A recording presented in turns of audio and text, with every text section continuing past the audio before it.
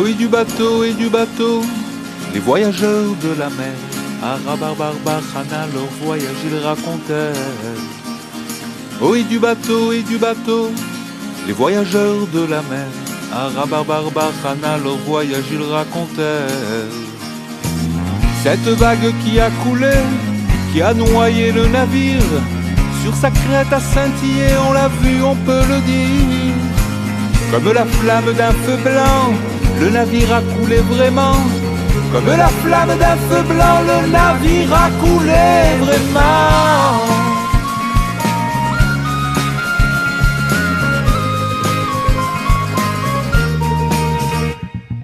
Oui, du bateau et du bateau, les voyageurs de la mer, à Rabarbarbachana, leur voyage ils racontèrent. Oui, du bateau et du bateau, les voyageurs de la mer, à Rabarbarbachana, leur voyage ils racontèrent. Cette vague, comment la dompter, comment triompher de la mer. À coups de bâton il faut frapper, frapper la vague de la mer. Et sur ce bâton sont gravés des noms divins pleins de mystères. Et sur ce bâton sont gravés des noms divins pleins de mystères.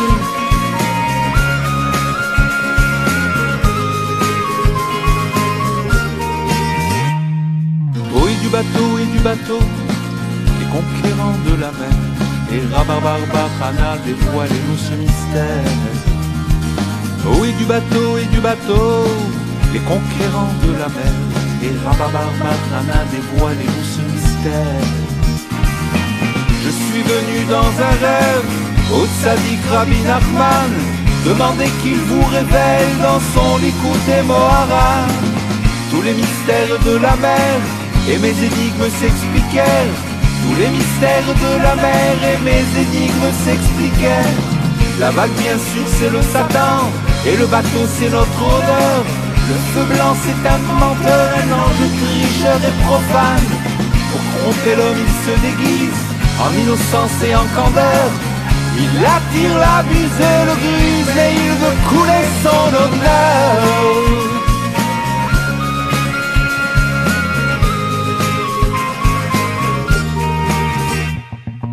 Oui, du bateau et du bateau, les voyageurs de la mer, Tzadikim qui triomphèrent et ce bâton merveilleux.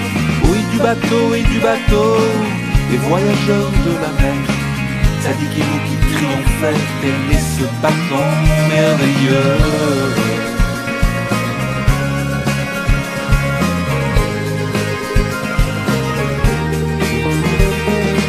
Ce bâton bien sûr c'est la Torah, qu'on apprend de toutes ses forces, dont chaque mot est un mystère grâce auquel on dominera. Le voyageur sera sauvé et son bâton triomphera. Le voyageur sera sauvé et son bâton triomphera.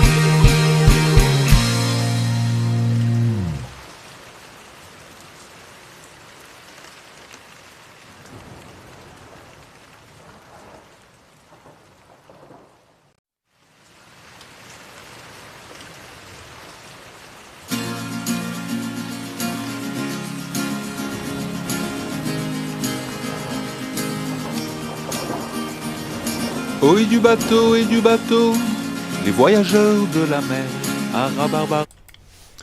Boker Tov les amis, shalom à tout le monde, Bezrat Hashem pour une excellente journée de bracha et d'atzlacha. Par le sroud des tzadikim, par le sroud de Rabbi Nachman, Bezrat Hashem qui nous accompagne, son étude, elle ouvre le cœur, elle ouvre l'esprit, qu'on arrive enfin à voir la royauté d'Hachem. Alors on fait le cours Bezrat Hashem pour la refoua, pour la délivrance de tout le monde, de tous ceux qui ont besoin dans tous les domaines, le domaine de la guérison et la parnassa et le mariage et le shalom bayit et les enfants et la réalisation des rêves positifs de chacun, de chacune.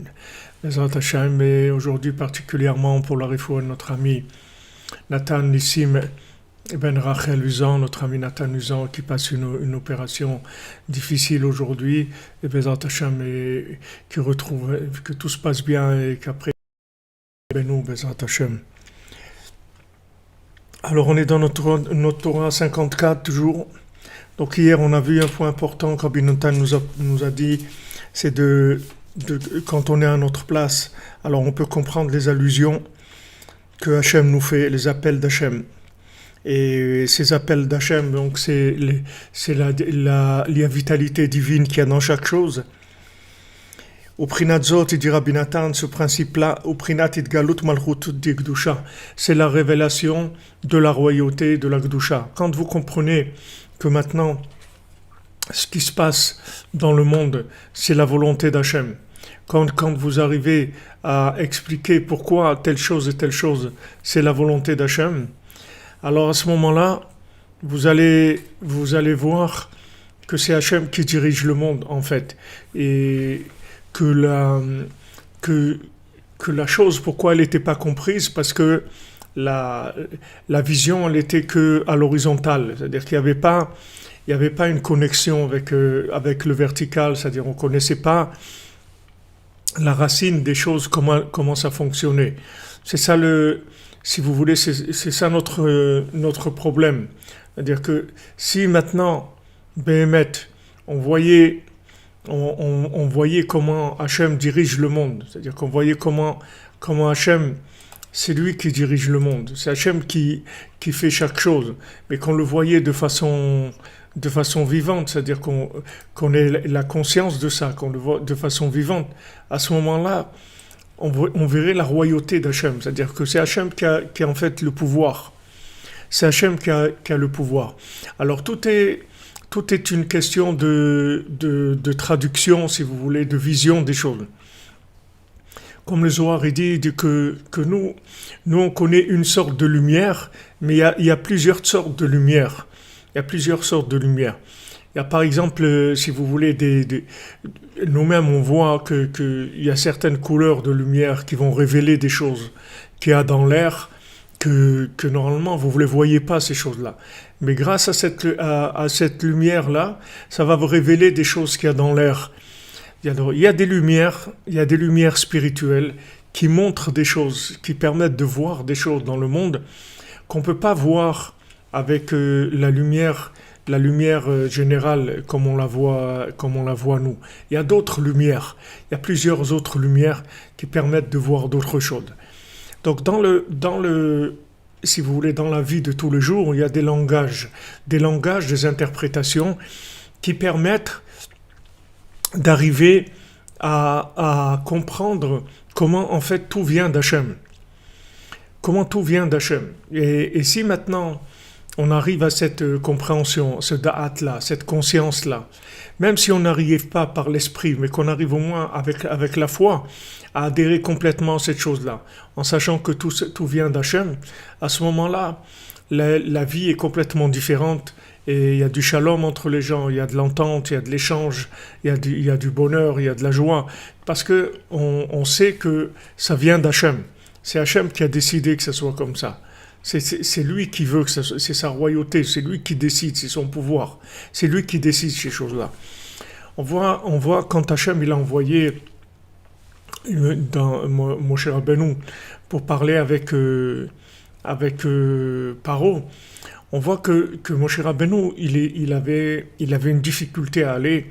Il voulait pas aller d'abord parce qu'il a vu que il allait pas réussir complètement sa mission. Et il disait toujours à Hachem qu'il bégayait, qu'il était kavet sefataim, qu'il avait les lèvres lourdes, c'est-à-dire qu'il n'arrivait pas à parler de façon claire. Et il dit comment ils vont m'écouter, comment Paro va m'écouter, etc. Donc Hachem lui a donné Aaron à Cohen. que Aaron c'était un homme de shalom, un homme de paix, un homme comment il était un homme de paix? Il était un homme de paix parce qu'il connaissait tous les langages. C'est-à-dire qu'il savait parler à quelqu'un sans langage. C'est ça un homme de paix. Un homme de paix, c'est quelqu'un qui sait parler le langage de chacun. Ça, c'est ce qui s'appelle un homme de paix. C'est-à-dire qui vient et qui parle, qui explique à la personne la situation, comment elle est. Par exemple, si vous avez deux personnes qui se disputent, vous avez Aaron, il allait faire le shalom entre Ben Adam le Chavero, Ben Ish le Ishto, entre un homme et son prochain, entre un homme et son épouse. Il faisait le shalom. Comment il faisait le shalom? C'est pas qu'il venait et disait « Allez, c'est pas bien de vous disputer, etc., calmez-vous ». C'est pas ça qu'il faisait. C'est qu'il venait et il expliquait à la personne comme quoi l'autre, il veut la même chose que lui. Seulement, son langage, il est différent. Donc, comme son langage est différent, il y a des frictions. Mais si maintenant vous comprenez le langage de l'autre, alors il n'y a plus de friction. Si lui comprend votre langage et vous comprenez le sien, que en fait, chacun il dit Bayom Haoui Hashem Echad Ushmo Echad, que Hashem est un, c'est ça la parole de tout le monde. Alors il y a plus de dispute, les gens ils sont béchalom, ils n'ont pas de problème. Alors maintenant, quand Moshe Rabbeinu a refusé d'être lui-même l'interprète, c'est parce que Moshe Rabbeinu il savait il vivait trop, il avait trop à cœur sa mission. Il voulait trop que ça marche. Et ça risquait d'entraîner des problèmes au niveau communication. C'est-à-dire qu'il aurait appuyé un petit peu trop et ça risquait de faire des problèmes. Donc Moshe Rabbeinu l'a dit à Hachem, écoute, moi je peux pas. Donc Hachem lui a dit, regarde, voilà, on va faire comme ça. Moi, je vais te parler à toi. Toi, tu vas dire ce que je t'ai dit. Et ensuite, Aaron, il va expliquer à Paro ce que je t'ai dit. Vous voyez, il y avait deux étapes. C'est-à-dire, Hachem, il s'adressait à Moshe. Parce que Moshe, c'est, comme je vous dis, Moshe, les lettres de Moshe chez Hachem. C'est-à-dire que Moshe, il comprend parfaitement la parole d'Hachem. Il voit la vérité de façon parfaite. Il aspire claria meira. C'est-à-dire, il a une vision claire du vertical. C'est-à-dire, il voit tout d'en haut. Tout ce qui se passe en haut, il le voit. Maintenant, en bas, au niveau de la 50e porte, c'est-à-dire au niveau de l'application la plus concrète et la plus parfaite, il y avait une difficulté. Donc maintenant, qu'est-ce qu'il a fait? Hachem lui a dit, regarde, moi je te parle, moi je te dis le message. Toi, tu vas dire le message et Aaron, il va l'interpréter. Aaron, il va l'interpréter. C'est-à-dire, lui, Aaron, il va dire à Paro ce que je voulais te dire, mais dans un langage que Paro, il peut comprendre. Donc ça s'est fait en deux fois. Alors, maintenant, le principe, si vous voulez, de Aaron par rapport à Moshe Rabbeinu, c'est que Aaron, c'est le principe de la prophétie. Rachid explique que le mot prophète, en fait, ça vient du principe de prodige, si vous voulez. Prodige, ça vient de prodiguer. C'est-à-dire un prodige, c'est quelqu'un qui sait prodiguer. Qu'est-ce que ça veut dire prodiguer? C'est-à-dire qu'il connaît le langage humain par rapport au langage divin. C'est ça le principe d'un prophète. C'est ce qui s'appelle un prophète. Un prophète, c'est quelqu'un qui entend le langage divin et maintenant, il vient le traduire dans un langage humain. Ça, c'est le principe du prophète. C'est pour ça que un prophète qui a entendu la prophétie d'un autre prophète, c'est-à-dire que s'il y a deux prophètes qui sont ensemble, et il entend que, il y en a un qui entend que Hachem, il parle à l'autre prophète.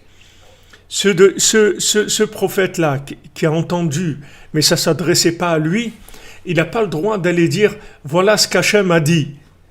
Et s'il fait ça, Chas v'Shalom, il est passible de mort.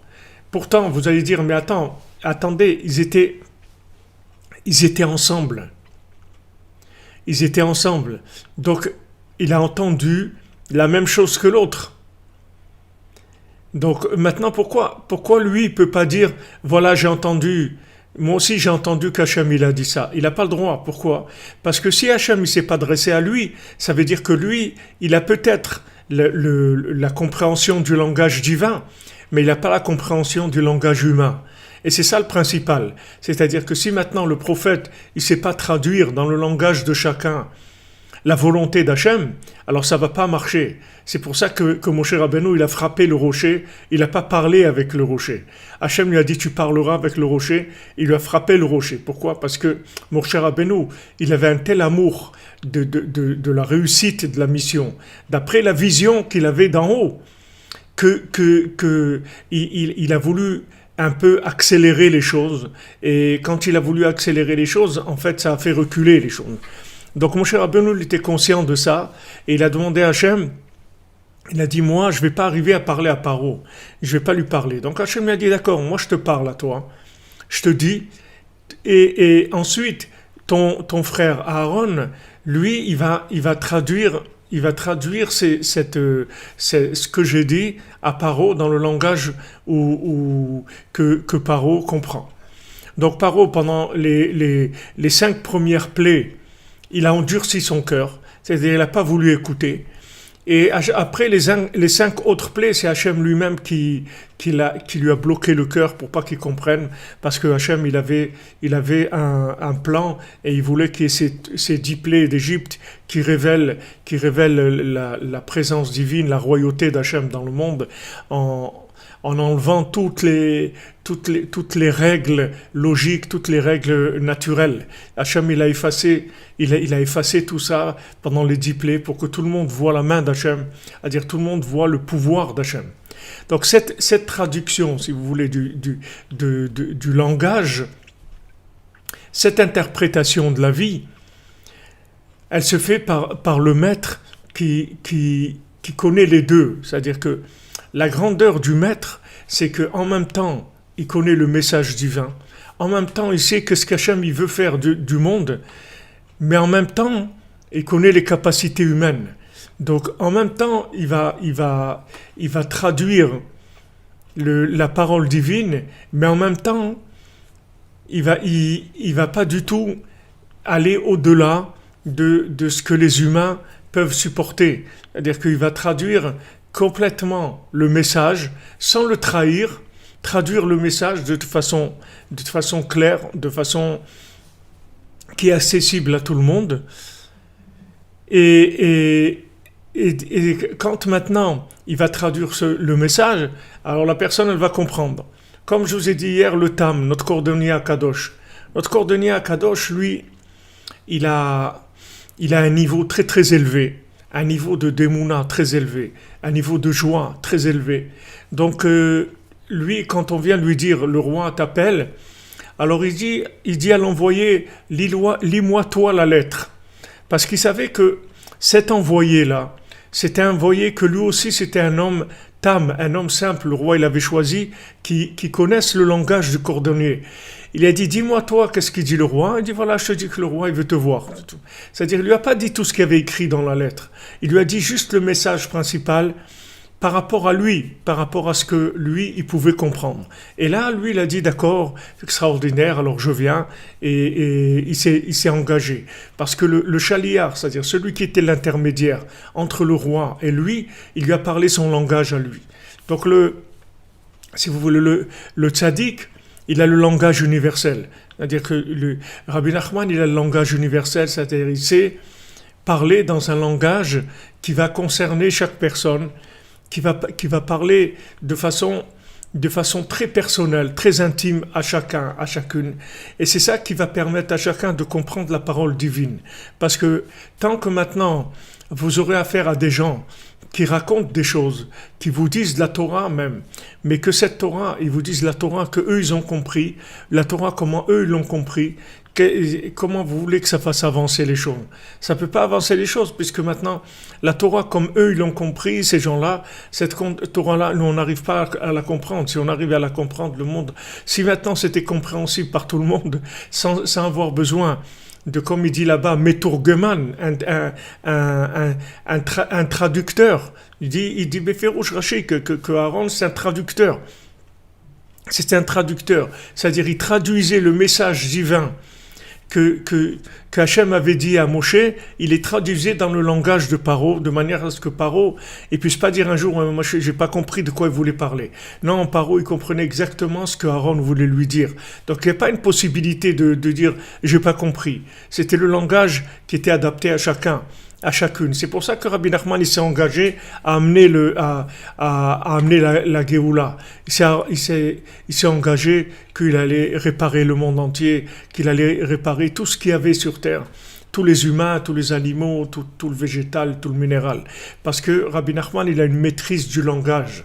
Une maîtrise du langage, c'est-à-dire qu'en même temps, il a le langage lunaire et solaire. C'est ça le yichud de Chama et Levana. C'est-à-dire maintenant, dans un couple, si vous voulez, entre un homme et une femme, quand l'homme il va vers sa nature à lui et la femme elle va vers sa nature à elle, alors ils peuvent pas, quand ils communiquent, ils n'arrivent pas à se comprendre parce que ils parlent pas le même langage. Mais quand maintenant chacun essaye de comprendre l'autre, c'est-à-dire de voir qu'est-ce que l'autre veut dire dans son langage, comme un petit enfant qui dit des mots et que la maman, elle comprend les mots de l'enfant, mais si quelqu'un d'autre il entend, il va rien comprendre de ce qu'il dit l'enfant. Mais la maman, elle comprend parce que elle a grandi avec lui et surtout, elle aime. Donc elle sait déduire qu'est-ce qu'il est en train de dire. Alors maintenant, s'il y a cette déduction du sens des choses, mais par rapport à l'autre, alors il va y avoir du shalom. Il va y avoir un shalom extraordinaire. Parce que maintenant, quand quelqu'un me parle, je ne vais pas écouter comme si c'était moi qui parlais. Je vais écouter comme si c'est lui qui parle. Donc maintenant, qu'est-ce que lui, il veut dire d'après ce qu'il est, ces mots, qu'est-ce qu'il veut dire, qu'est-ce qu'ils veulent dire. Et à ce moment-là, il y a du shalom. Parce qu'en fait, on va comprendre que l'autre aussi, il a quelque chose à dire d'important. Et l'autre aussi, il aime Hachem. Et l'autre aussi veut se rapprocher d'Hachem. Seulement, maintenant, sa façon de parler, c'est pas la même que la mienne. Donc maintenant, je dois faire un effort de pouvoir, de vouloir comprendre l'autre. Et ça se fait dans l'inclusion dans le tzaddik. C'est-à-dire, quand on s'inclut dans le tzaddik, quand on s'inclut dans Moshe, quand on s'inclut de Rabbi Nachman, alors ça donne la possibilité, si vous voulez, d'accepter que l'autre aussi, il est aussi bien que moi, et lui aussi il a quelque chose à dire, et lui aussi quand il s'exprime, il veut dire quelque chose, seulement je ne peux pas toujours le comprendre, parce que je n'ai pas la force de contraction de toute chose dans la parole divine, c'est-à-dire je ne sais pas aller jusqu'au bout de ce que la personne elle veut dire par rapport à la parole divine. Donc Rabbi Nathan il nous dit ici comme ça, il nous dit que maintenant, en fait, Hachem, il a utilisé un langage basique, un langage général, un langage universel. Quel est le langage universel? C'est le langage de la nature, si vous voulez, dans laquelle Hachem il nous a mis. Pourquoi Hachem il a créé? Nous on sait qu'Hachem a créé le ciel, la terre, la lumière, les animaux, les plantes, tout ce qu'il y a sur terre, d'accord? Maintenant, il y a d'autres choses qu'Hachem il aurait pu créer, qu'on connaît pas parce on sait pas ce que Hachem il aurait pu créer d'autre. Mais Hachem il a créé chaque chose. Si vous prenez maintenant un arbre, pourquoi maintenant il pousse comme ça? Pourquoi il a des branches comme ça? Pourquoi il a des feuilles comme ça? Pourquoi il donne des fruits comme ça? Pourquoi les fruits ils ont cette couleur, ce goût? Ils viennent à telle saison de l'année. Tous ces paramètres-là, ce sont des paramètres linguistiques, ce sont des paramètres de langage qui vont s'adresser à la personne qui est concernée par ce message-là et dans le langage qu'elle va comprendre. Et comme ça, tout ce qui se passe dans le monde, tout ce qui a été créé et toutes les situations qui sont créées et tout ce qui bouge, qui bouge dans le monde, tout ce qui va se passer comme situation, elles sont là pour nous parler, pour s'adresser à chacun, chacune d'entre nous, dans notre langage personnel. C'est pour ça qu'Hachem, il a créé le monde.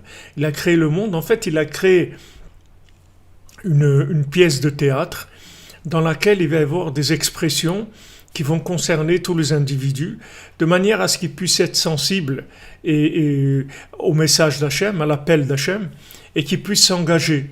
À ce moment-là, chaque fois qu'ils vont s'engager par rapport à la parole divine, ils vont grandir, c'est-à-dire ils vont grandir dans la conscience d'Hachem. Et chaque fois qu'ils vont grandir dans la conscience d'Hachem, ils vont voir les choses différemment. Plus la conscience va être grande, et plus la vision de la vie, elle va être différente. Ça ne va pas être du tout la même chose que ce qu'on voyait avant. C'est-à-dire, une fois qu'on a pris conscience de certaines choses, alors on ne va pas voir les choses de la même manière. Par exemple, quand on vous dit, cette personne-là, par exemple, elle est orpheline, par exemple. Alors, vous n'allez pas la voir de la même manière que vous voyez tout le monde.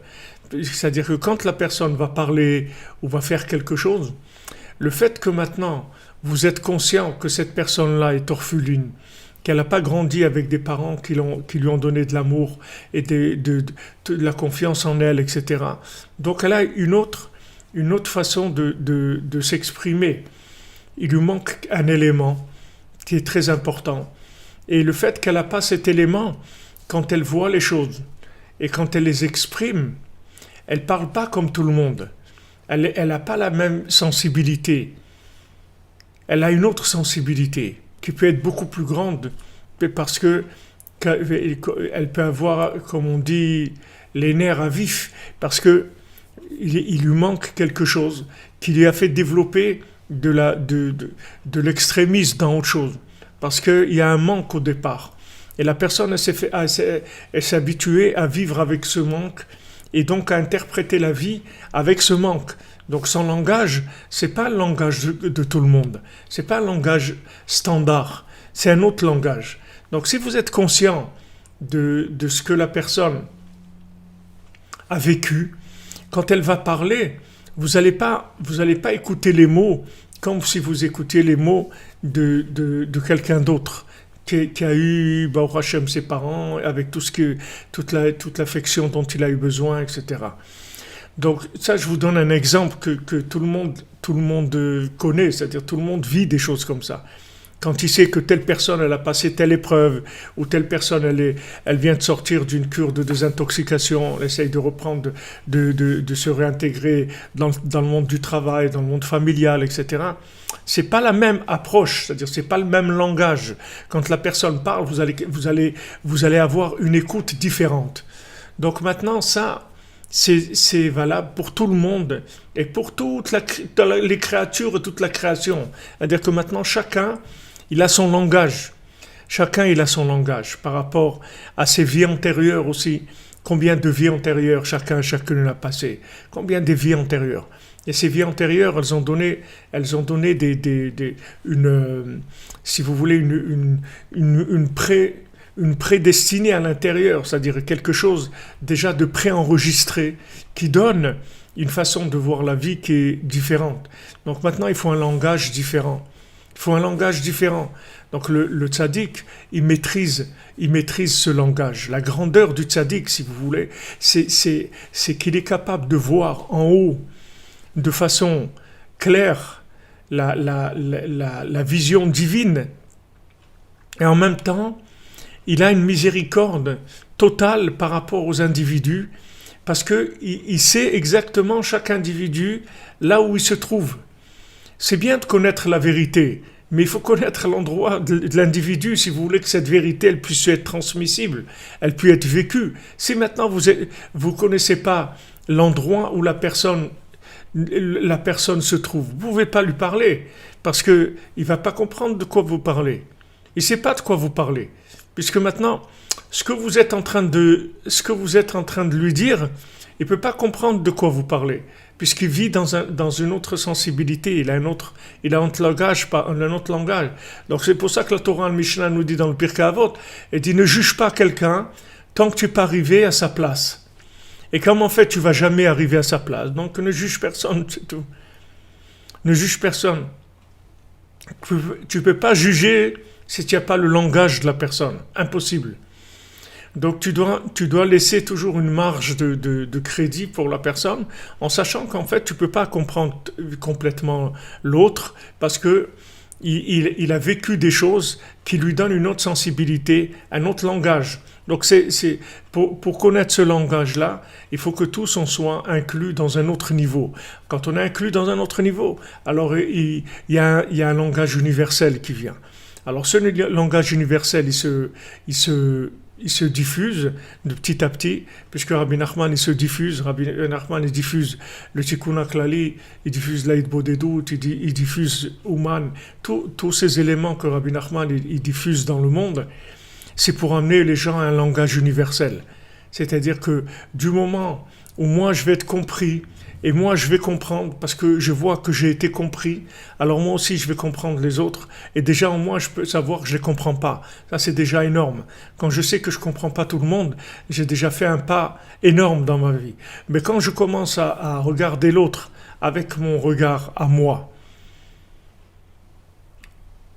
je peux me tromper complètement, parce que mon regard à moi, c'est pas le regard de l'autre. C'est comme ça qu'il faut le voir, parce que il a une histoire, l'autre. Il est passé par des choses dans ce monde et dans les vies antérieures. Il a vécu d'autres choses. Donc maintenant, sa sensibilité, si vous voulez, sa structure émotionnelle, sa structure même d'esprit, n'est pas la même que la mienne. Elle n'est pas la même que la mienne.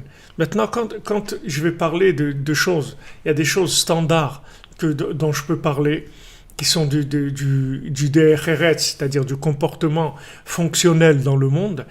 Mais quand maintenant je vais commencer à parler des choses qui sortent du cœur, il faut que j'ai un lien avec cette personne-là, qu'on soit tous inclus dans une idéologie qui soit plus grande que nous deux, qui nous inclut à un autre niveau. À ce moment-là, on peut communiquer vraiment. Parce que quand on va parler de quelque chose que tous les deux, on connaît. Tous les deux, on vit cette chose-là. Du moment où on vit cette chose-là, on peut parler maintenant. On peut parler, on va se comprendre. Mais si on ne vit pas les mêmes choses, on ne peut pas se comprendre. Donc, une des choses que Rabbi Nachman a dit, il a dit que tenez-vous ensemble. C'est-à-dire, soyez ensemble. Tenez-vous ensemble et à ce moment-là, je vais rester parmi vous. Je vais pouvoir agir parmi vous. Alors, Rabbi Nachman dit, le monde, il va s'étonner de l'amour qui est entre vous. Pourquoi il va s'étonner de l'amour qui est entre vous? Parce que si maintenant on est inclus dans Moshe, on est inclus dans le tzaddik, à ce moment-là, quand on parle en connaissance de cause, comme on dit. C'est-à-dire, on parle, si vous voulez, un langage qui nous est commun. Comme si vous prenez des gens qui ont un métier, qui sont dans un certain métier, dans le vêtement ou dans la construction, ou là où ils sont. C'est-à-dire, quand ces gens-là vont parler, ils ont une façon de voir les choses par rapport à leur métier, ils vont communiquer avec une certaine affinité, un langage qui leur est propre.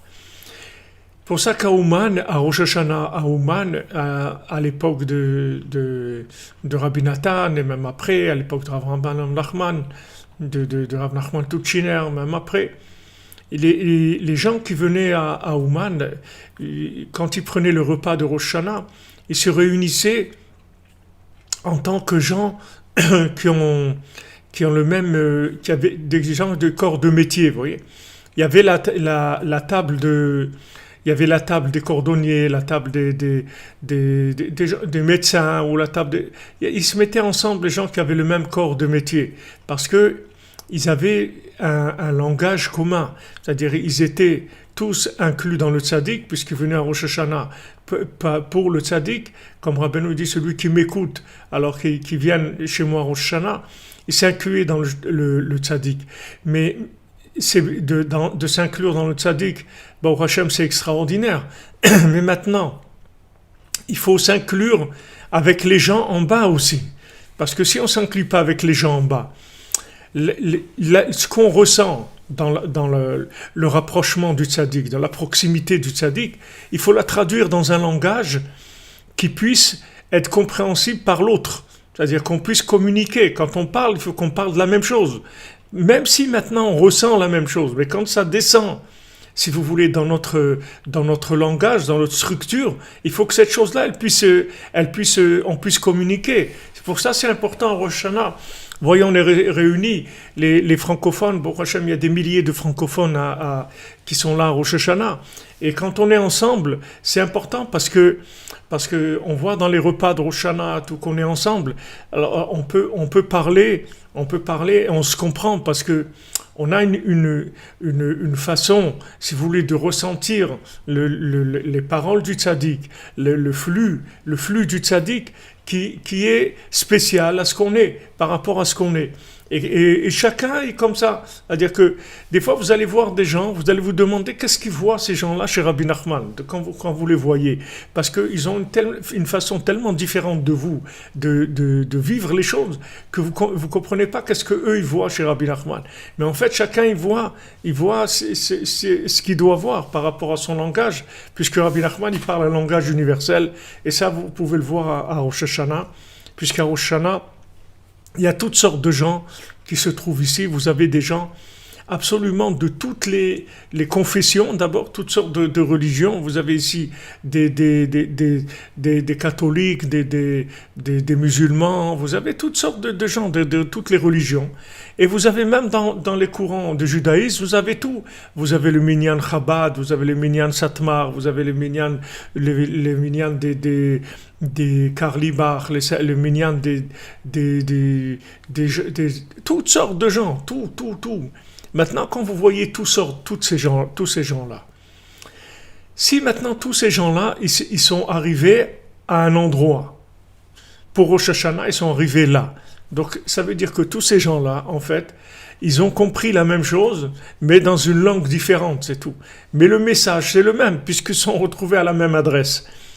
Maintenant, si vous rencontrez cette personne-là dans la rue, dans l'année, vous ne pouvez pas parler avec elle de cette adresse-là, parce que la façon que vous avez, vous, de l'angle sous lequel vous attrapez la chose, c'est pas la même que l'autre personne. Donc, quand vous allez la voir dans l'année, vous n'allez pas trop spécialement avoir quelque chose à lui dire. Et pourtant, vous voyez qu'à Rosh Hashanah, cette personne, elle est là. Et l'autre est là.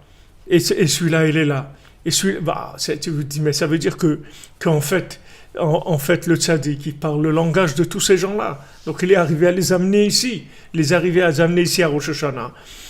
Peu importe leur façon, leur structure, si vous voulez, leur structure sensible, émotionnelle et la structure de conscience. Il est arrivé à traduire quelque chose dans le langage de chacun. Donc ce langage universel, c'est Mashiach, il va avoir ça, c'est-à-dire c'est le langage de Mashiach, puisque Rabbi Nachman a dit j'ai donné les outils du Mashiach, à dire le langage universel. Langage universel, c'est-à-dire qu'on va arriver en disant des mots simples que tous les gens vont comprendre la même chose. Avec des mots simples, tous les gens vont comprendre la même chose. Le message, ça va être le même pour tout le monde. Il n'y aura plus besoin que la forme, si vous voulez, elle soit spécifique à la personne. On va échanger avec un langage universel. De là, vous voyez que par exemple le Tam, notre cordonnier, notre fameux cordonnier à Kadosh, vous voyez que quand il avait besoin, il voulait manger par exemple de la viande, il disait à sa femme, donne-moi de la viande. Et sa femme, elle lui donnait du pain. Il voulait boire de la bière. Il disait, donne-moi à boire de la bière. Sa femme, elle lui donnait de l'eau. Parce qu'en fait, ils avaient que du pain et de l'eau. C'est tout ce qu'ils avaient. Mais lui, dans ce pain et dans cette eau, il est arrivé à goûter tous les goûts de tout ce qu'il avait besoin. Il voulait goûter. C'est comme de la manne. C'est comme de la manne. Qu'est-ce que c'était la manne? La manne, c'est quelque chose. Dans l'apparence, ça a une apparence qui est simple. Et dans cette apparence-là, vous décidez que cette chose, ça a tel goût, la manne, elle a tel goût, alors elle avait tel goût. Vous vouliez manger telle chose, alors ça a tel goût. Mais la forme, c'était de la manne, c'est tout. C'était la même forme pour tout le monde. Donc maintenant, on arrive, si vous voulez, à ça, qu'on arrive à ce que on nous demande plus, si vous voulez, de faire un effort, d'adaptation. On nous demande de faire un effort juste d'ouvrir le cœur et d'écouter. C'est pour ça que je dis j'écoute, ma vie change. Ça veut dire que maintenant juste vous écoutez, c'est tout. Parce que le langage du tzaddik, c'est un langage universel. Donc sur ça, il y a aucun doute, puisque c'est lui-même qui nous le dit. Donc il a un langage universel. Le tout, il faut écouter et surtout être béchalom, c'est-à-dire ouvrir la tolérance maximum, tolérance totale, parce que on sait que la structure, si vous voulez, de l'individu, elle est pas la même. On le sait ça. On le sait. Et malgré ça, il va comprendre exactement la même chose que moi j'ai compris, seulement dans son langage à lui. Donc je ne peux pas juger de comme je le vois, il faut que je juge comment le tzaddik, il arrive à lui. Ça veut dire que lui aussi il est branché, et lui aussi il est branchable. C'est-à-dire que tout le monde est connectable. Maintenant, on n'a pas trouvé encore, si vous voulez, la connexion de tout le monde, parce que le niveau de diffusion, il n'est pas assez étendu, on n'a pas assez de moyens pour diffuser, on veut diffuser plus, on veut ouvrir plus, on veut amener plus de gens au man, on veut ouvrir plus, on n'a pas les moyens. Vous voyez, Rabbi Nathan, comment chaque livre qu'il vendait, il était dans une joie extraordinaire. Quand il est arrivé en Égypte, Alexandrie, il a vendu là-bas des Likutei Moharan, ou à Istanbul, il a vendu des Likutei Moharan. Il s'est dit, regardez, des Likutei Moharan à Istanbul. Rabbi Nathan est dans une joie extraordinaire. Et Rabbi Nathan, quand il voit aujourd'hui qu'est-ce qu'on diffuse sur Internet dans le monde entier, quelle joie il doit avoir Rabbi Nathan. Mais qu'est-ce qu'ils doivent rigoler en haut, les tzadikim, qu'est-ce qu'ils doivent rire, quelle joie ils doivent avoir, comment ils doivent danser, de voir que maintenant, voilà, des groupes de gens qui se sont formés. Et ces gens-là, ils sont dans le monde entier. Mais c'est quelque chose de merveilleux. Quelle joie ça donne en haut. Quelle joie de voir une communication qui est tellement universelle, tellement ouverte. C'est quelque chose de merveilleux. C'est quelque chose de merveilleux. C'est-à-dire, on continue dans si vous voulez, c'est la seule chose qu'on a à faire. C'est pour ça que Rabbi Nathan, avant de mourir, il a dit, voilà, vous avez imprimé les livres et diffusé les livres. Imprimé les livres et diffusé les livres. Et aujourd'hui qu'on a Internet, c'est sûr que c'est Rabbi Nathan, il avait vu l'Internet à son époque. Il aurait dit, allez, faites des cours sur Internet, parlez de Rabbeinu toute la journée sur Internet. C'est sûr que Rabbi Nathan, il aurait dit ça, puisque c'est un moyen de communication extraordinaire. Un moyen de communication extraordinaire qui change la vie des gens, qui change la vie des gens. Vous voyez des gens, quelqu'un qui m'a dit cette semaine, qui se lève à Chatzot, le Shabbat, et qui fait tout le livre de Tehilim, tout le livre des psaumes, se lève la nuit Shabbat, fait tout le livre des psaumes. Comment quelqu'un il peut arriver à ça? C'est parce que le langage du tzaddik, il arrive chez toutes les personnes, et il les connecte à Dieu. Et quelqu'un, il peut sortir de son sommeil et faire tout le livre des psaumes. Il faut au moins 3 heures pour lire les livres des psaumes, pour quelqu'un qui ne le fait pas tous les jours. Quelqu'un qui fait tous les jours, il peut le lire en 1h30, 2h moins quart. Mais quelqu'un qui n'a pas l'habitude de faire les psaumes tous les jours, il a au moins besoin de 3 heures. Comment quelqu'un il se lève la nuit et il fait tous les psaumes? D'où ça vient cette force-là? Ça vient parce que le tzaddik, il a le langage individuel de chacun, c'est-à-dire qu'il a, lui, le langage universel, mais il peut arriver avec ce langage-là individuellement chez chaque individu. Et voilà quelqu'un qui est sur Internet, qui écoute les cours sur Internet, et sa vie change. Il arrive à faire des choses merveilleuses, extraordinaires. Donc c'est sûr que les tzadikim dans le ciel, quand ils voient ça, qu'est-ce qu'ils doivent rire, comment ils doivent être joyeux, quelle danse ils doivent faire, de dire voilà, wow, regarde, c'est merveilleux, mais regardez qu'est-ce qui est en train de se passer. Donc si vous voulez, c'est cette façon-là qu'il va y avoir de pouvoir découvrir le pouvoir divin, c'est-à-dire connaître Hachem dans le monde. On va connaître Hachem parce que le tzaddik, il a notre langage. C'est pour ça qu'on s'engage. L'engagement, c'est une question de langage. C'est-à-dire que plus le langage il va être adapté à moi, et plus je vais m'engager dans le bien. C'est-à-dire que je vais sortir de l'imagination. C'est ça le principe, si vous voulez, ce qu'on est en train d'étudier ici. C'est-à-dire de lutter contre l'imagination, c'est de lutter contre, si vous voulez, dans les langages qui sont faux, qui ne sont pas les nôtres, qui ne sont pas le mien. Alors des fois, j'essaye de coller à parce que je vois quelqu'un qui fait ça, ou qui fait ci, ou qui fait l'autre. Alors moi aussi, j'essaye de faire la même chose, mais je ne peux pas faire la même chose parce que je n'ai pas le langage de cette personne-là. Il faut que je trouve ce qui correspond à mon langage. Ça, le pouvoir divin, si vous voulez. Ça s'appelle le pouvoir divin. Alors, Rabbi Nathan, il dit quand on arrive à connaître la divinité qui est cachée dans chaque chose qu'il y a dans ce monde, à ce moment-là, il y a une révélation de la royauté divine qui se passe. Et à ce moment-là, on sait que la royauté d'Hachem, elle se trouve dans tout pouvoir, et que c'est lui Hachem qui donne la vitalité à tous les pouvoirs. C'est intéressant de voir que le mot Moshel, c'est-à-dire la même Shala, le gouvernement, le fait de gouverner, Moshel, c'est le même mot que Machal, que l'exemple. En fait, tout pouvoir dans le monde, c'est un exemple du pouvoir divin. Mais c'est un exemple, c'est pas lui le pouvoir. Le pouvoir, c'est le pouvoir divin. Comme Rabbeinu dit, le pouvoir d'Hachem, chez quelqu'un, il va se traduire par le pouvoir de son papa, et le pouvoir de son papa, il va se traduire dans le pouvoir du tzaddik, et le pouvoir du tzaddik, il va se traduire dans le pouvoir d'Hachem. En fait, le père de quelqu'un et le rave de quelqu'un, le tzaddik, qui est le rave de toute l'humanité. Rabbi Amou a dit, je suis le rave de tout le monde, de toute l'humanité. Et Hachem, c'est la même chose, c'est-à-dire c'est le pouvoir d'Hachem, il se traduit dans le pouvoir du tzaddik et il se traduit dans le pouvoir du père. C'est des traductions, c'est des exemples, si vous voulez.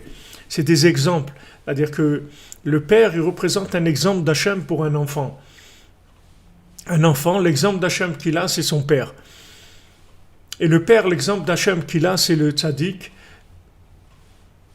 Et le tzaddik, il est inclus complètement dans Hachem, c'est-à-dire il vit dans l'endroit qui est ni ce monde, ni l'autre. Il se trouve dans un endroit comme ça, qui a les deux, qui se trouve dans une paroi comme ça, dans laquelle il y a les deux. Il n'est pas trop en haut, sinon il disparaît. Il n'est pas trop en bas, sinon il disparaît aussi dans la matière. Il est à un endroit où il y a les deux. Donc ça, c'est l'expression du pouvoir. Donc quand on dit machal, c'est machala, c'est-à-dire même shala, c'est machal. C'est pour ça que Shlomo Ameler, il s'appelle Shlomo, parce que dans le mot Shlomo aussi, dans le Lashon HaKodesh, c'est extraordinaire, parce que vous voyez que les mots, en même temps, le mot vous donne toute la connaissance de la chose.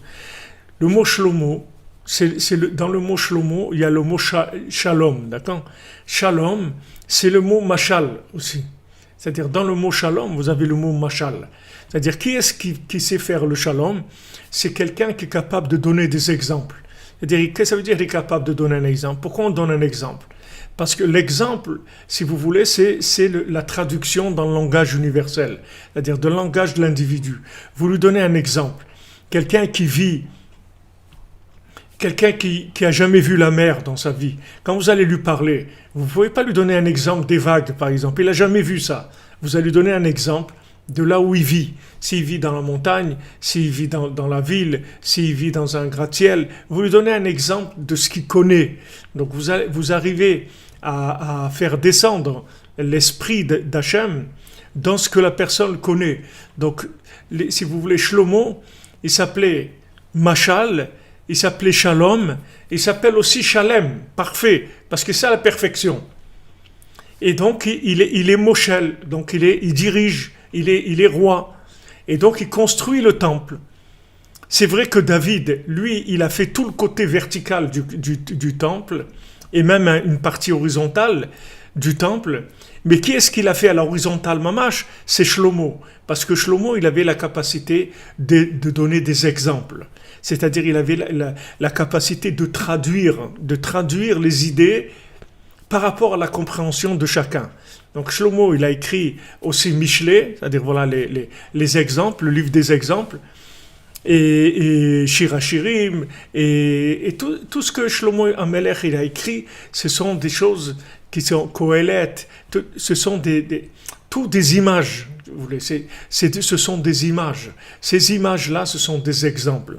Donc, ce qu'on vit aujourd'hui, quand Rabbeinu il parle ici du Koach HaMedameh, de l'imagination, en fait, l'imagination qui à outrance qu'il y a dans le monde de l'image, le monde du film, le monde il y a un côté où ça peut induire en erreur de façon terrible, mais il y a un côté aussi où ça peut énormément aider à chacun à se trouver. Parce que si on arrive à trouver l'image qui correspond à chacune d'entre nous, on va arriver à des choses extraordinaires.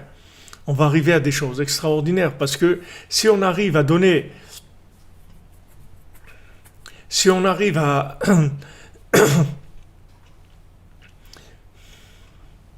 si on arrive à montrer une image à la personne qui correspond à son langage, mais tout de suite la personne elle se rapproche d'Hachem. Tout de suite elle va vers Hachem. Ce qui manque, c'est uniquement l'image adéquate. C'est sûr que maintenant qu'il y a un déferlement de l'image par la 50e porte, la 50e porte, c'est que le monde de l'image, de l'imagination, mais d'un côté, c'est quelque chose d'extraordinaire, parce qu'on a accès à l'exemple, c'est-à-dire au monde de l'exemple, de l'exemple universel. C'est-à-dire, imaginez-vous l'exemple universel, que vous arrivez à donner un exemple, c'est-à-dire faire représenter quelque chose, un exemple universel, une image universelle, que tout le monde va se reconnaître dans cette image-là. Tout le monde va se reconnaître. C'est-à-dire, dans la 50e porte, c'est ça qui est possible. C'est parce que justement, comme c'est la 50e porte, et que pour y avoir accès, on n'y a accès que par le monde de l'image, donc cette 50e porte-là, elle va nous permettre de réaliser des choses extraordinaires. Mais d'un autre côté aussi, on peut se paumer aussi, se perdre beaucoup, parce que il y a beaucoup de choses qui sont fausses, des images qui sont fausses. Il y a beaucoup d'images qui sont fausses. C'est pour ça qu'on a besoin d'être guidé dans ce monde de l'image. On a besoin d'être guidé.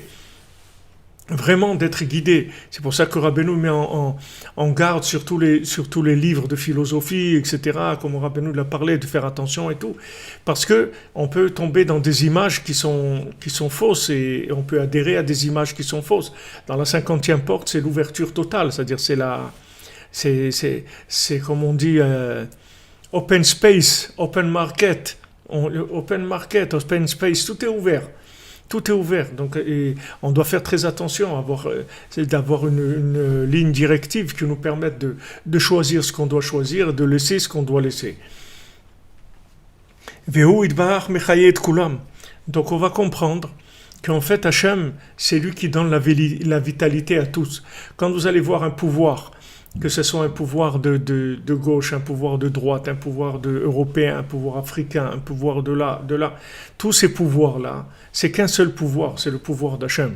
Seulement, ces gens-là, pourquoi ils ont le pouvoir? C'est parce que c'est un exemple. C'est un exemple. C'est-à-dire que ces gens-là, ils sont obligés d'avoir un pouvoir qui ressemble aux gens sur lesquels ils ont le pouvoir. Parce que maintenant, si Hachem, il ne s'adresse pas à cette personne-là, si vous avez un président africain, par exemple, si maintenant Hachem ne s'adresse pas à lui pour parler à son peuple, il peut pas comment il va leur parler? Il faut qu'il y ait quelqu'un qui parle leur langage, qui les comprenne, qui soit proche d'eux, etc. À ce moment-là, lui, il va servir de traducteur, comme Aaron. Aaron, il va traduire à Paro, parce que Aaron, il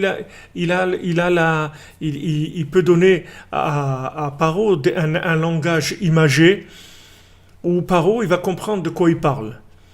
Donc ce langage, si vous voulez, imagé, c'est le langage de tout dirigeant, de toute nation. C'est-à-dire toutes les nations, le dirigeant, qui a derrière le dirigeant, c'est Hachem. Seulement Hachem, il choisit ce dirigeant-là parce que c'est lui qui va être le plus adéquat dans ce moment-là de parler le langage du peuple.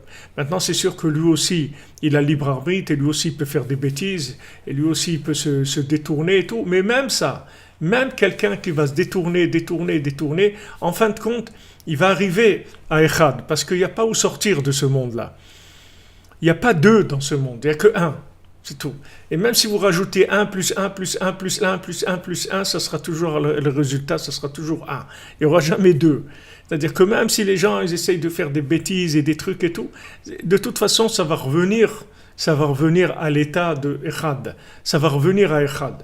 Et tout ce qu'ils vont pouvoir faire, en fait, comme bêtise et comme entourloupe et tout ce que vous voulez, tout ça, Hachem il l'utilise pour récupérer des gens, en fait, à travers ça. Quand ces gens-là, ils vont faire des bêtises, ils vont attraper des gens avec leurs bêtises, et ces gens qui vont attraper, après, Hachem, il les rattrape par un langage adapté. C'est-à-dire que maintenant, même si vous avez un dirigeant qui fait des choses qui sont à l'envers, ces choses-là aussi, elles sont récupérées par Hachem. Il n'y a rien qui n'est pas récupéré par Hachem. C'est le recyclage total, recyclage 100%. Il n'y a rien qui n'est pas recyclable. Il n'y a rien qui n'est pas recyclable dans Echad. Tout est recyclable dans Echad. Tout ce qu'il y a sur Terre, tous les individus, les animaux, les plantes, les pierres, tout est recyclable dans Echad. Il suffit juste d'avoir le langage qu'il faut. Donc, il ne faut pas vous... Pourquoi je vous dis ça? Parce qu'il ne faut pas avoir une souffrance par rapport aux autres quand on voit que des fois on n'est pas compris. Ça arrive souvent, beaucoup de gens s'adressent à moi en me disant « Ouais, mais mon conjoint ne me comprend pas, soit mon épouse ne me comprend pas, soit mon mari ne me comprend pas, soit mes parents ne me comprennent pas. » Il faut savoir que on n'est pas tous dans les mêmes degrés de compréhension. Donc les gens, ils veulent tout de suite qu'on comprenne ce qu'ils ont dans le cœur. Mais on ne peut pas comprendre ce qu'ils ont dans le cœur. C'est pas pour que maintenant la personne elle comprenne ce que tu as dans ton cœur. Il faut qu'elle soit dans le même club que toi, c'est-à-dire qu'elle soit dans le même cercle que toi. Qu'elles soient incluses dans la même mouvance dans laquelle tu te trouves. Mais c'est pas tout le monde qui est dans la même mouvance que l'autre. C'est pas tout le monde qui est dans la même mouvance que l'autre. Donc, c'est pas tout le monde qui peut te comprendre. Donc, il faut que tu donnes à l'autre le crédit qu'il faut de quelqu'un qui peut pas te comprendre pour l'instant, du moins pas comprendre les choses importantes qui te tiennent à cœur des fois. Et que tu vois, tu veux communiquer avec l'autre, il comprend pas. Il faut pas croire qu'il comprend pas. Il faut pas croire qu'il est bête. Il faut pas croire qu'il veut pas. Il veut. Comme Hachem il dit, tout le monde veut faire la volonté divine. Mais maintenant, cette personne-là, là où elle se trouve, elle n'a pas le langage qui lui a permis l'accès à cette sensibilité-là. Donc il faut de la patience, il faut aller doucement, il faut de la patience. Il faut se réjouir de ce qu'on a, comme Rabbi Nathan. Vous voyez, quand il voit les opposants à lui, quelle est sa réaction, Rabbi Nathan? Il dit qu'Hachem il les aide à faire tchouva. Qu'Hachem il les aide à faire tchouva. Et Baruch Hachem que moi, je ne suis pas opposé à Rabbi Nachman, et dit Rabbi Nathan. Baruch Hachem que moi, j'ai été sauvé de ça. Je ne suis pas opposé à Rabbi Nachman. Ça, c'est valable pour toutes les vérités que chacune a en elle. On est souvent, on est pressé, on veut que l'autre... que l'autre comprenne. Et il ne faut pas être pressé. D'abord, il faut savoir comment ça marche. Et après, il faut beaucoup de patience, beaucoup de gentillesse, beaucoup de compréhension, beaucoup de contraction, d'exemples, de descendre avec des exemples qui correspondent à ce que l'autre y vit. Si l'autre, ce qu'il vit, c'est telle chose, alors on descend dans la chose qu'il vit, et là-bas on trouve des connexions pour essayer de faire passer le message qu'on veut faire passer. Malheureusement, souvent les gens, ils ont pas cette patience. Vous voyez, Rabbi Nathan, sa femme, au début, comment elle était opposée à lui, était terrible. Elle était opposée. Son beau-père, il voulait même qu'elle divorce. Il était très opposé, elle était très opposée à Rabbi Nathan. Et après quelques années, elle est devenue son pilier, sa meilleure amie. Elle est devenue celle qui l'a soutenu de tout son corps, de toute son âme. Elle a tout donné pour lui, pour Rabbi Nathan, sa femme. Tout ce qu'elle avait, elle a tout donné, toute sa vie pour lui. Parce que petit à petit, avec la grandeur de Rabbi Nathan, petit à petit, elle est sortie de ce qu'il la faisait voir Rabbi Nathan de travers et Rabbeinu de travers, et petit à petit elle a vu la grandeur du mari qu'elle avait, la grandeur de Rabbi Nachman, et elle est devenue complètement inclue dans son mari. Elle a donné tout pour son mari, pour que son mari il fasse ce qu'il a fait. Et c'est sûr que tout ce qu'on a de Rabbi Nathan aujourd'hui, c'est parce qu'il a eu l'épouse qu'il a eue. S'il n'avait pas eu l'épouse qu'il avait, il serait pas arrivé à ce qu'il avait. Mais avant que son épouse l'épouse dans ses idées, ça a pris du temps. Il peut y avoir l'épouse qui va épouser dans le dénuptial, mais dans les idées, c'est autre chose. Ça peut prendre beaucoup d'années, mais c'est pas grave. C'est pas ça qu'il faut regarder. Il faut regarder, c'est qu'à la fin on va y arriver, c'est tout. Et plus le but est grand, plus il y a des difficultés, mais on va y arriver. On va y arriver, c'est le langage du tzaddik. La première chose que le tzaddik il donne, c'est de la miséricorde, de la patience, de la tolérance. Et avec ça, on arrive déjà à fonctionner, on arrive à vivre de façon déjà agréable. Et après, on essaye de s'ouvrir à l'autre, de voir où se trouve l'autre. Et par rapport à l'adresse dans laquelle se trouve l'autre, on essaye de trouver des choses qui sont adaptées à la compréhension de l'autre.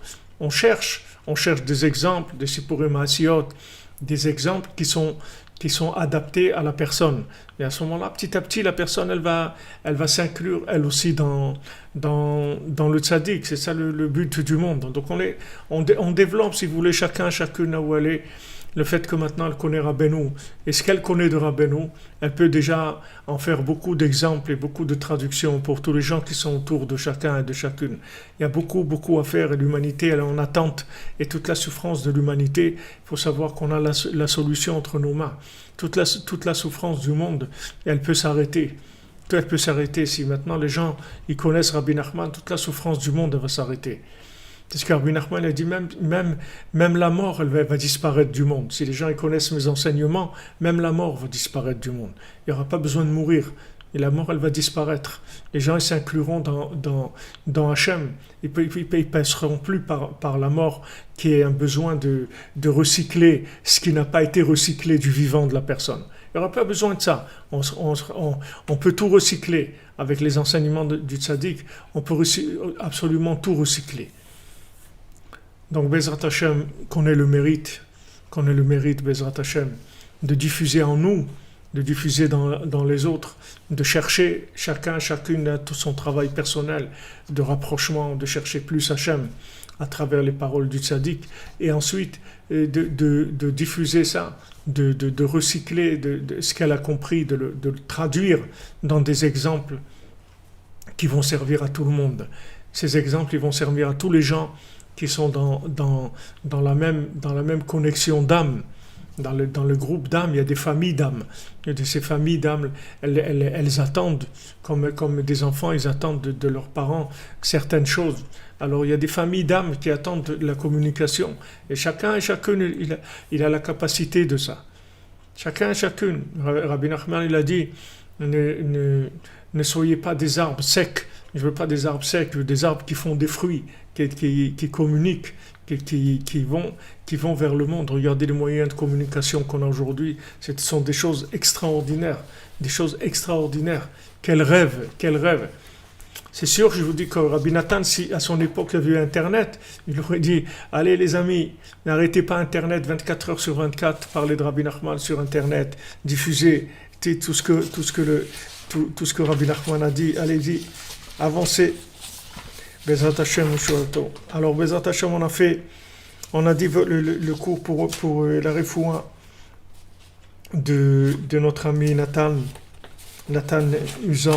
Nessib Ben Rachel Uzan, pour la Yeshua, la délivrance et la guérison de tous ceux qui ont besoin, Bezrat Hashem, du Rav Besançon, Israël Yitzhak Ben Fortuné, David Ben Mesoda, Cohen Doralia, Esther Chava Batraya, Daniel, Laurent Sultana Ben Rachel, Olivier Fénichel, Raphaël ben Kamuna Malka, Daniel ben Emily Damon, Rama bat Esther, Sandrine bat Janine, Jani bat Eglantine, Marion Myriam bat Véronique, Zachary Shlomo ben Shira, Dvora Kochava bat Elisheva bat Sheva, Dvora bat Corina Yala, Léa Anna bat Mesoda, Léa bat Hana, Ruth bat Sarah, Lior bat Sarah, Aureilda bat Rivka, Laura bat Jacqueline, Liora bat Lisa Esther, Shaili bat Sarah, Fabien ben Suzanne, Sophie bat Nadine, Sacha ben Sophie, Noah bat Sophie, Yosef ben Esther, Serachaya bat Esther, Uchama bat Esther, Elisha ben Esther, Léa bat Esther, Yael bat Simi, Batsheva bat Esther, Roselyne Shoshana bat Liliane Rachel, Achamin ben Ruth, Sipora bat Chaya Kamra, Rekia bat Rachma, Rebecca Daniel bat Yvette Esther Rachel,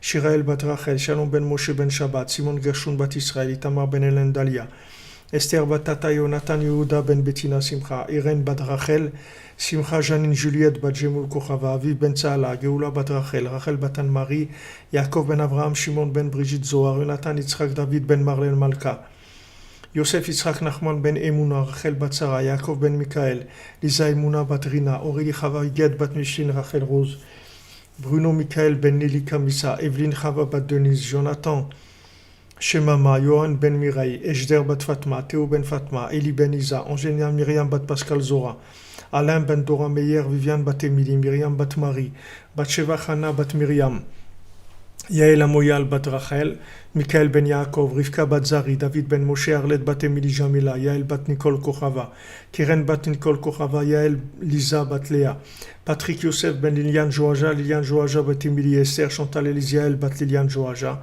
Simra bat Vrecha, Bébé ben Sauda bat Simcha, Meir ben Tzipora, Didier Dov ben Michel, Isabelle bat Hélène, Yaakov ben Dvora Fortune, Léa bat Rina, Arik ben Sultana, Muriel Myriam Rivka bat Perla Zora, Yonatan ben Yocheved Cohen, Moshe Raphaël ben Chassiba, Lévi Chana Shanek Yeser bat Josette, Dvora, Léa bat Chana, Moshe ben Masauda, Chaya bat Geoula, Yitzhak ben Edith, Olivier Mongin, Rekia bat Rekia, Sharazad bat Rekia, Charles Eligez, Chaya Kamra bat Joua, Benjamin ben Lucienne Dvora, Lucienne Dvora bat Rosa, Shai Bart Claude ben Céline Sarah Juliette, Doron Yitzhak ben Chaya Riba, Emmanuel Chai ben Martin Chaya, Daniel Esther ben Mouna, Nechama bat Myriam, Abraham Levi Yitzhak ben Sarah, Ginette Fanny Sarah bat Ren Nenet Sultana, Nathalie Shoshana bat Kemuna, Dina bat Sarah David Shlomo ben Esther Rala, Francis ben Irène, Moshe David ben Esther, Léa Teila Ariela bat Tzipora, Ivan Alexander ben Yehuda, Esther bat Chassiba, Sivi bat Esther, David ben Lucien Dvora, Anna Simcha Zahira bat Ruth, Shmuel Mordechai Shalom ben Ruth, Moshe ben Sarah, Dvora bat Corina Yala bat Rachel, Yaakov ben Chassiba, Chaya Miriam bat Mesauda, Levana bat Chaya Miriam, David ben Chaya Miriam, Chaim ben Chaya Miriam, Eliaou ben Chana, Yosef Shneor ben Thérèse, Yochanan ben Edmond, Georgette bat Arthur, Didier Manuel ben Sbersa, Trinza bat Atersa,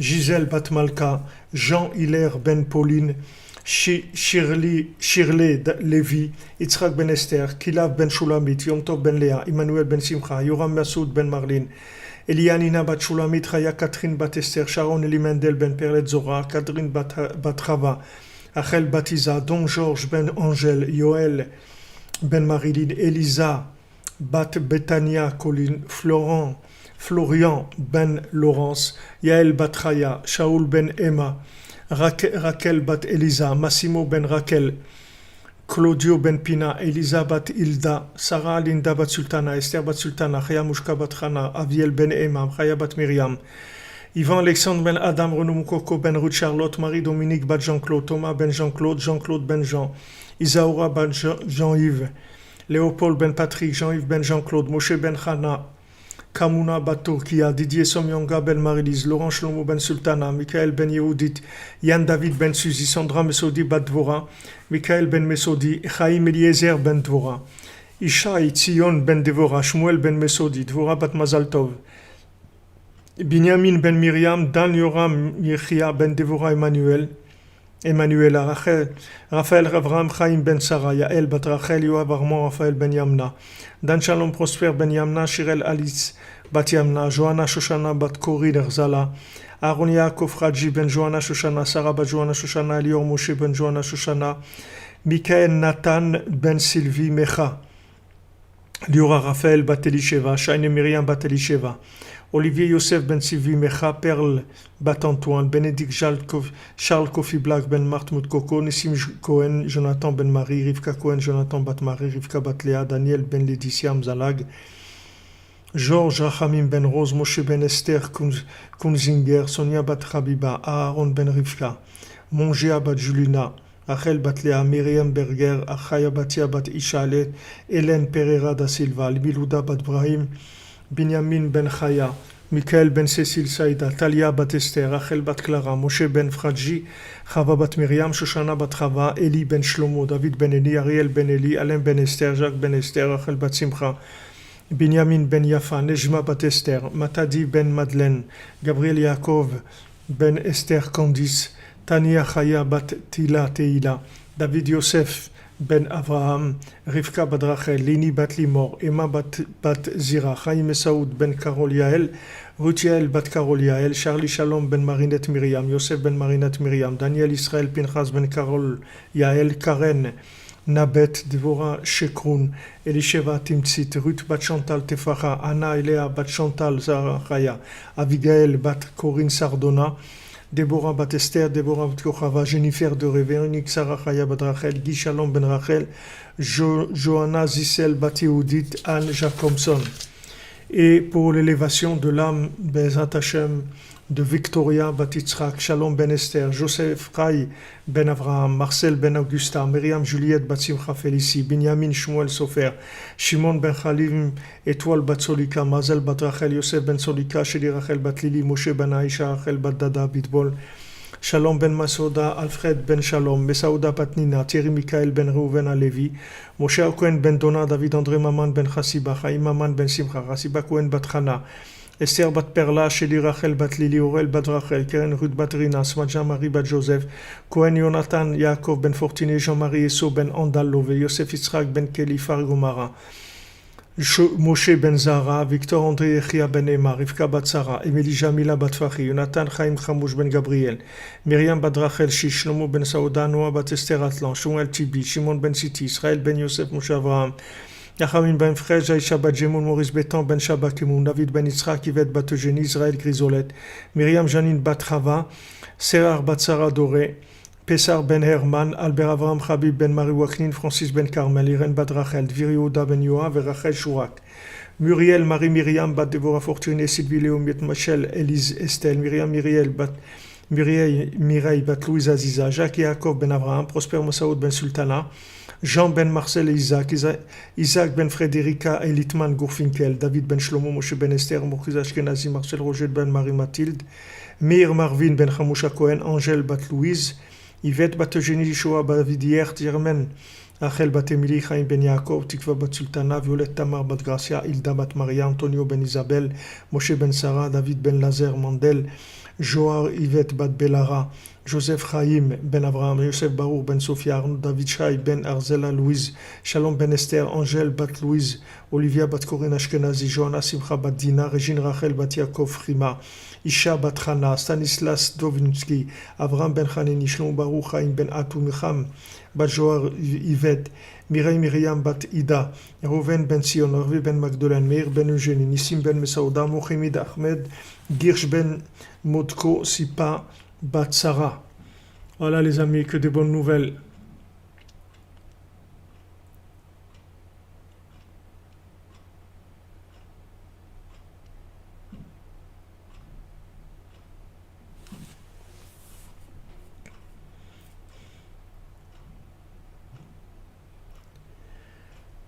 Aujourd'hui, c'est la Iloula du Balatania, oui.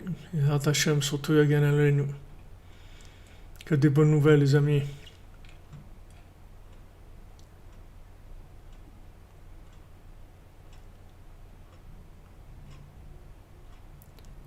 Voilà, vous avez demandé Quentin Bou pour Shirley Lévy, Bezat Hashem. Hashem lui ouvre toutes les portes. Sarah Batraya.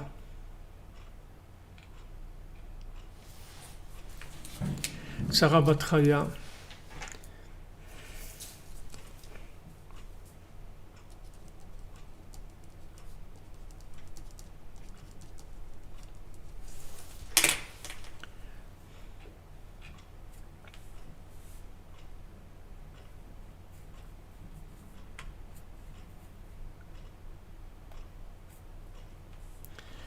Merci pour votre soutien, pour votre aide, pour votre présence. Bezat Hashem en avance. Envoyez le Mishkan, cadeau d'Hachem en avance. Merveilleux, merci les amis.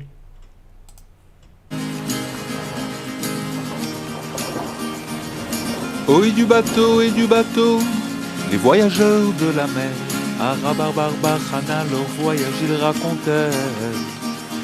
Oui du bateau et du bateau, les voyageurs de la mer, à Rabarbarbarkhana leur voyage ils racontèrent. Cette vague qui a coulé, qui a noyé le navire, sur sa crête a scintillé, on l'a vu, on peut le dire. Comme la flamme d'un feu blanc, le navire a coulé vraiment. Comme la flamme d'un feu blanc, le navire a coulé vraiment.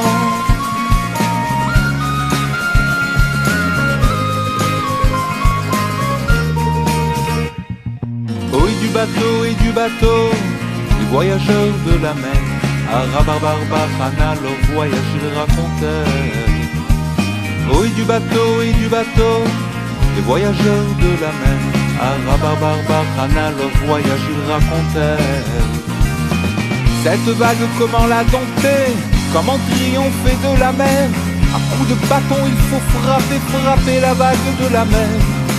Et sur ce bâton sont gravés des noms divins pleins de mystères. Et sur ce bâton sont gravés des noms divins pleins de mystères.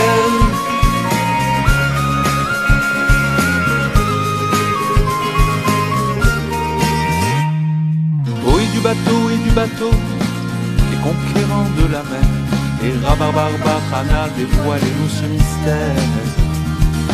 Oui du bateau et du bateau, les conquérants de la mer, et Rabarbarbarkhana dévoilez-nous ce mystère.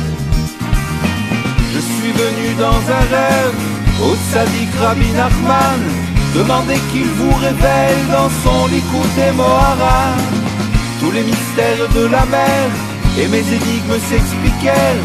Tous les mystères de la mer et mes énigmes s'expliquèrent. La vague bien sûr c'est le Satan, et le bateau c'est notre odeur. Le feu blanc c'est un menteur, un ange tricheur et profane. Pour tromper l'homme il se déguise en innocence et en candeur. Il attire l'abuse et le grise et il veut couler son honneur.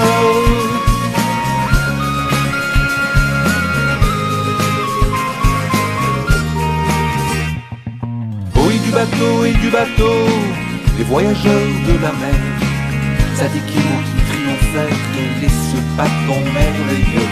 Oui du bateau et du bateau, les voyageurs de la mer, Tzadikim qui triomphèrent et ce bâton merveilleux.